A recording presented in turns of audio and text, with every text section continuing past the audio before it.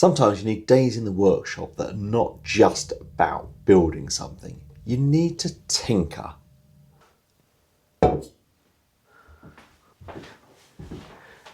This is a small workshop and it means I've got to be creative where I put things. So I have the bandsaw by the door.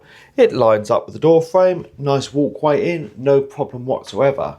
Until I put a fence into place, and then you have this locking lever that sticks out. Now, I like to have the fence in place so it doesn't get knocked onto the floor, but the amount of times I've walked into this and hurt myself is ridiculous. So I need to do something about it. Now, I don't think it needs to be this big. If I take it off, I can still manipulate the latch just by hand, no problem whatsoever. It's just more comfortable to have a knob. So I think I've got something that's going to work. What I have is one of these little knobs.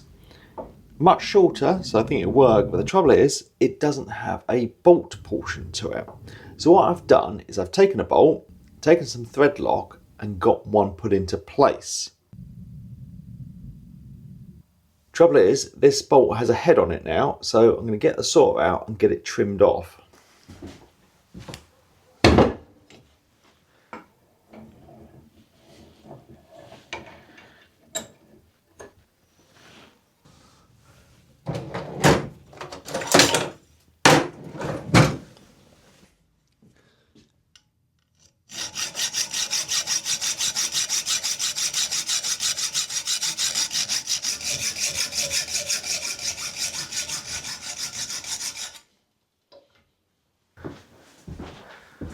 Right, let's get this installed and see if it's gonna be any better.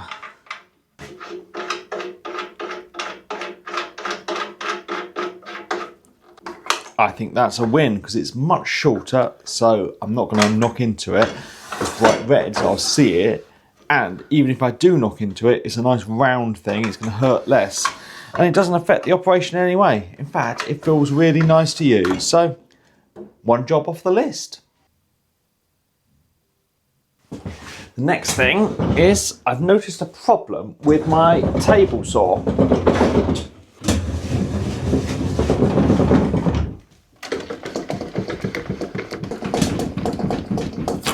I've noticed my riving knife is not quite in line with my blade. Now, I don't know if it came from the factory like this or if it's got knocked, but it needs sorting out.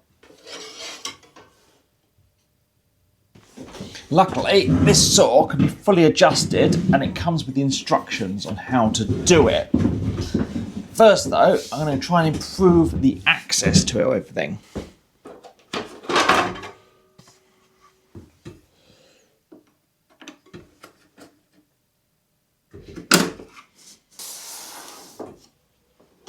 Now I can get the riving knife removed and I can see there's 3 little screws, 4mm Allen heads that can be wound in or out to adjust. I think I'm going to need to wind these out. The top 2 are easy to get to and I'm going to do a quarter turn on all of them. The third one's a bit harder to get to, but if I wind it down, I can see it through this access hatch. I'm going to give this the same quarter turn and then see if it's better.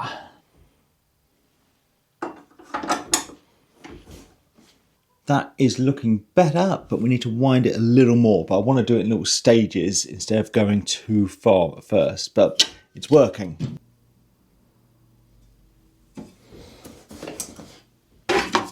Right, let's see how we've got on. That looks really good. Well, that's 2 successful bits of tinkering. Let me show you the third problem. My workshop is off-grid and I power it off this EcoFlow battery bank, which I charge using solar panels that I have up on the roof. The cable for the solar panels comes down the outside wall, under the workshop, in through the floor and plugs into the back of this unit. all works fine, you would think. But in the winter months particularly, having it plugged into the solar panels means it's on all the time and is actually losing power if there's no charge, which in the winter can be most of the day or even days on end when there's no sun. So what I end up doing is pulling this cable out. That's not too tricky, but then I've got to reach around, find the plug in the mornings and plug it back in. It's a real pain getting down on the floor and doing that. So what I've bought myself is a battery isolation switch. I think what I can do is cut this cable, wire this in, and then if I mount it on the back wall maybe, all I've got to do is reach there, switch in the morning and the evening just to kill the solar panels. I think that's going to make my life easier. To wire this box, I need to split the cable and just break the live wire. Trouble is, this cable is solid and I don't really want to have to cut the insulation of it to break the two wires apart. So I've got myself a new cable.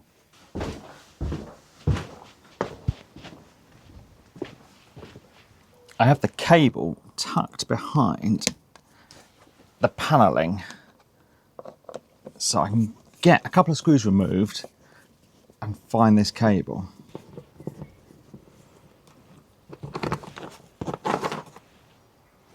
Right, let's get these ones taken off and swapped to the new ones. It's nice to have a little look under the cladding and make sure everything looks all right under there, which it does, which is good. I think it's about 2.5 years old, this workshop now. I'm just going to tie a loose knot in this, just so if any water runs down the cable, it'll hit the knot and then drip off before going behind my cladding. Now I can get it fed back behind the cladding and run back into the workshop.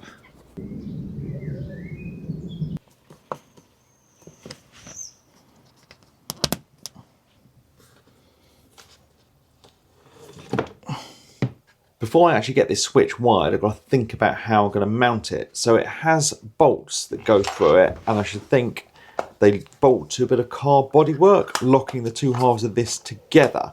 Well, that's not going to work on the wall of my workshop. So what I think I'll do is I'll mount it to a bit of plywood. So I'm going to get a bit cut down, little oversized of this box.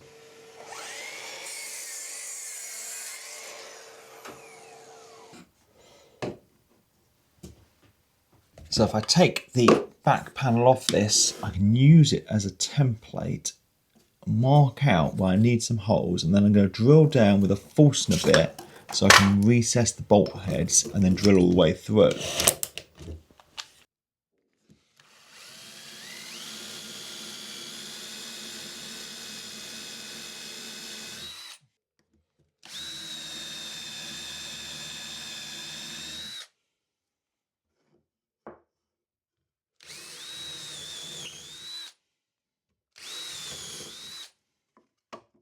Now for this cable, so I can get these two wires split apart, and then I'm going to cut open the red one.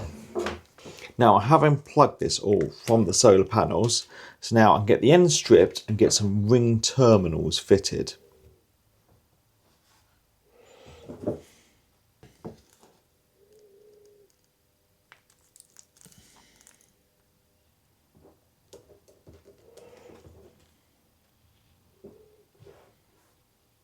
Now these can get fitted into the switch and tightened down into place.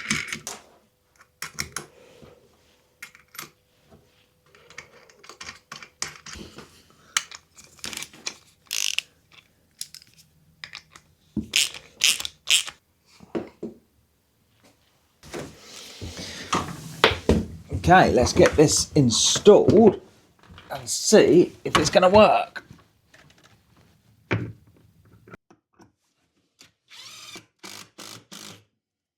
Right, I've got it all plugged back in and we are charging. So it's working while it's on, but if I flick it to the off position, the charge stops, and after a few seconds, the solar panel signal should click off. So we're all working. Let's get that back on because I want these to be charging up.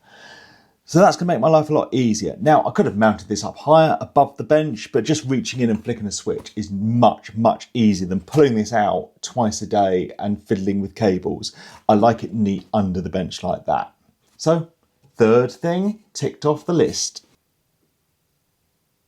That was a good day of tinkering, and sometimes you just need days like that. It's nice just to be in the workshop and get a few jobs done. And they all needed doing. The table saw alignment was important to do for safety and just get accurate cuts. The bandsaw is just a nice to have so I don't walk into it. And sorting out the power for the EcoFlow, that's just going to make my life easier every day. I bet you've got a list of things you need to be doing in the workshop, so go and get on with them. Thanks for watching. Thanks to my patrons, and please subscribe for more videos.